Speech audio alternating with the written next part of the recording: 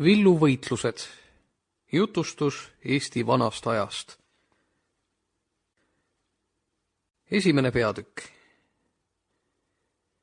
500 aastat on sest nüüd mööda läinud ja mõistlik lugeja usub vist ilma meie tunnistusteta, et selle jutu kangelast enam elus ei ole. Aga kui ta tänapäev veel elaks, armastaksime me teda vist niisama, kui terve Sakalamaa omal ajal teda armastas.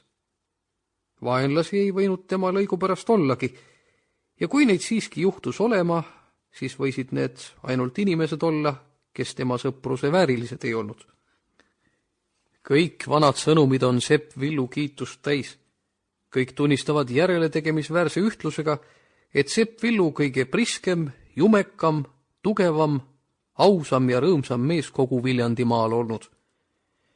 Üks ainuke ajalookirjutaja, vist Veetõbine, teab veel juurde lisada Villu olevat oma alalist rõõmsat tuju kangete jookidega alal hoidnud. Meie arvame seda tühjaks laimujutuks. Et Villu, kui tal janu oli 3 mehe eest jõi, see on sula tõsi. Et aga Villu siis ka 3 mehe jõuga, kui tahtis, 6 mehe töö ära tegi, see on veel vähem vale. Temal ei olnud mingisugust põhjust omad head tuju kangete jookidega alal hoida. Sarnane mees nagu meie Villu ei võigi muud kui heas tujus olla.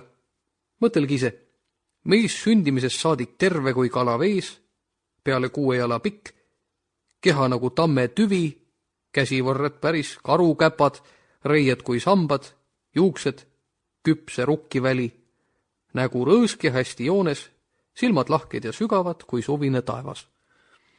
Kas säherdune mees võib nukra loomuga olla? Tohoo, siis peaks ju vast selgest taevast vihma sadama. Villu oli segamata verega maamees ja maarahva põli oli neil päevil vilets. Nii vilets, et seda meie õnnelikus olevikus enam uneski ei mõisteta näha. Ka Viljandi talurahva rõõmuallikad olid nii ära kuivanud, et mehed ilma Villuta kergesti naermise ja nalja heitmise ära oleksid võinud unustada. Nende igapäevaelu oli läbistikku raske orjus, vitsavuhina ja piitsahoopide saatel. Puhkamise ja meelelahutamise ajad olid need, kus talupojad oma karedate isandate või riisujate naaberrahvaste eest laantesse ja rabadesse pakku jooksid, kus nälg, katki ja kiskjad elajad neil paremat põlve pakkusid.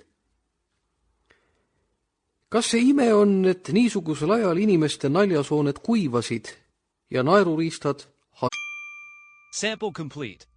Ready to continue?